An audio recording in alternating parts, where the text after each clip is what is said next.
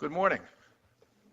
I'm sorry the chairman is not with us at this moment. We are expecting him, but in the meantime, he's asked me to get the hearing underway. I'm Senator Whitehouse from Rhode Island, and I'm very pleased to have been invited to have the opportunity to chair this hearing. Thank you very much, Mr. Houston. Our final witness this morning is David Merritt. Mr. Merritt is a project director at the Center for Health Transformation and the Gingrich Group.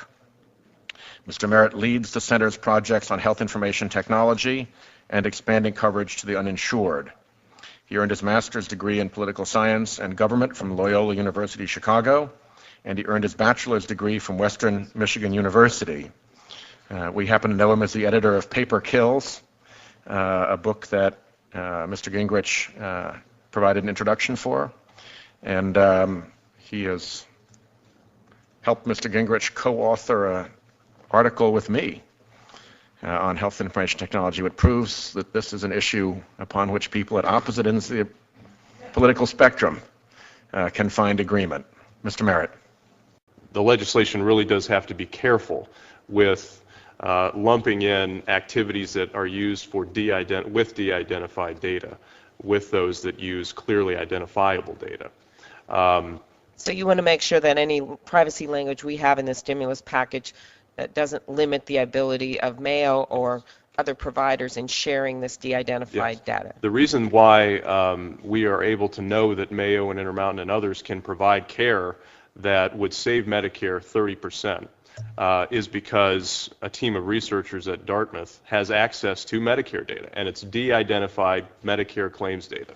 And so those kinds of variations they can actually find when they have access to the research and to those data sets. So I think there really has to be careful consideration on provisions that would impact researchers' ability to do that.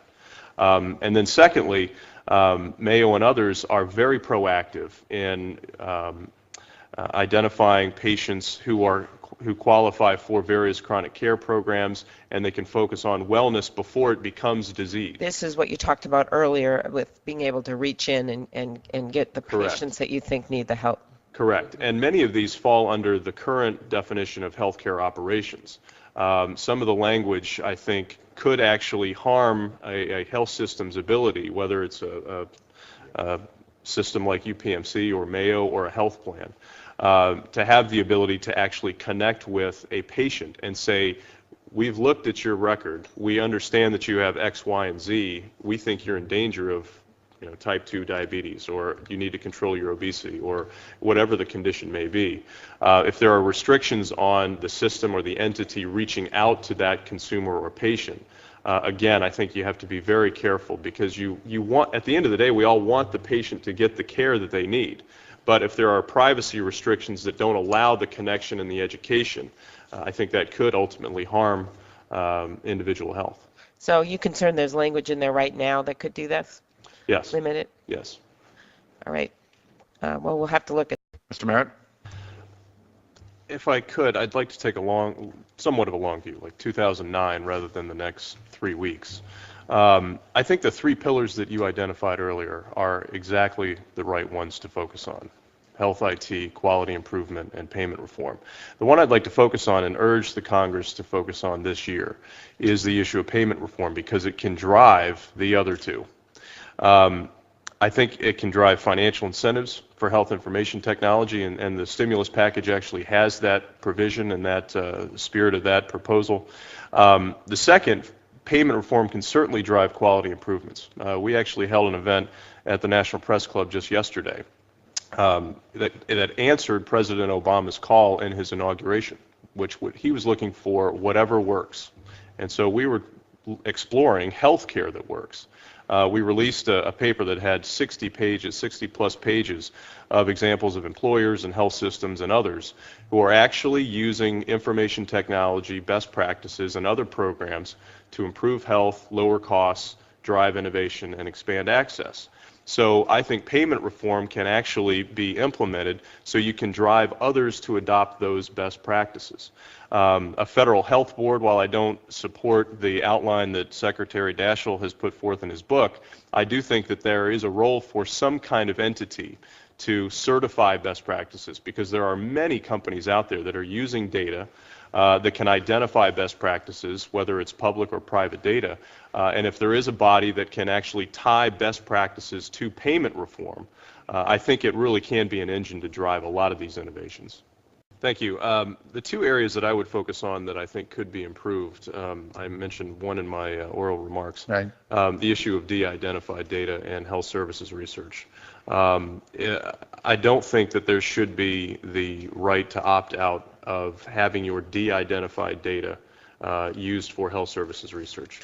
If you ask anyone who has dealt with large data sets, that if you have the ability for selection bias and opting out, you're just not going to have as valid and as reliable research. And I think that as we move forward with comparative effectiveness and evidence-based medicine, we need as much data as possible. And I think you can balance it, again, getting back to my point about balancing, you can balance privacy with progress if you can use de-identified data in that way. The other point I would mention in the legislation that the House has considered is the impact on disease management or chronic care programs. There are restrictions on reaching out, health plans and health systems on reaching out to members or patients who might qualify or benefit from these types of programs. And I think that when you're talking about individual health and improving individual health, that those data flows and those connection points still need to be protected. I think those can be best suited to be resolved through the rulemaking process at HHS. And the last thing I'll mention that's currently not in the bill, or at least not in the packages that I've seen, is the idea of tying federal money to certification. When a health system or a provider is going to receive a grant to either purchase a system or an incentive to invest in a system, I think there has to be the tie between the money and certification, and specifically to CCHIT certification, because they do have those protections in place. They do go through a very rigorous process of testing and making sure that those products are up to snuff. So I think that those four components are very important. Thank you all. Thank you, Mr. Chairman.